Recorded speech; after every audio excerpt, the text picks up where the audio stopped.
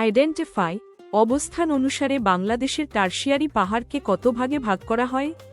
ক 2 ভাগে, খ 4 ভাগে, গ 5 ভাগে, ঘ 8 ভাগে। বাংলাদেশের টারশিয়ারি যুগের পাহাড়সমূহ অবস্থান অনুসারে প্রধানত 2 ভাগে বিভক্ত। 1 দক্ষিণ পূর্বাঞ্চলের পাহাড় এবং 2 উত্তর ও উত্তর পূর্বাঞ্চলের পাহাড়।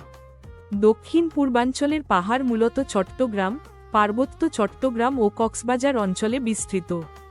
অন্যদিকে উত্তর ও উত্তর পূর্বাঞ্চলের টারশিয়ারি পাহাড়ের মধ্যে সিলেট অঞ্চলের পাহাড় এবং ময়মনসিংহের গারো পাহাড় উল্লেখযোগ্য। এই পাহাড়গুলো মূলত টারশিয়ারি যুগে ভূগাঠনিক প্রক্রিয়ায় সৃষ্ট পাললিক শিলাস্তরের ভাঁজের ফলে গঠিত এবং বাংলাদেশের ভূপ্রকৃতির প্রাচীন উচ্চভূমির গুরুত্বপূর্ণ অংশ।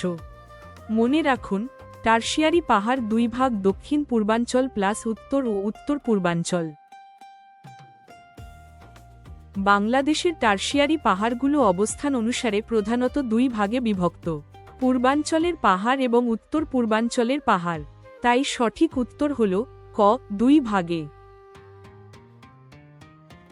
ট্রাই বাংলাদেশের সর্বোচ্চ পর্বতশৃঙ্গের নাম কি?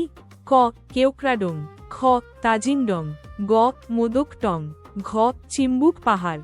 আনসার খ তাজিংডং। জিপিএস ও বেসরকারি জরিপ অনুযায়ী বান্দরবনের সাকা হ্যাফং হল প্রকৃত সর্বোচ্চ পর্বতশৃঙ্গ। সুতরাং অবস্থান অনুসারে বাংলাদেশের টারশিয়ারি পাহাড়কে 2 ভাগে ভাগ করা হয়। সঠিক উত্তর ক 2 ভাগে।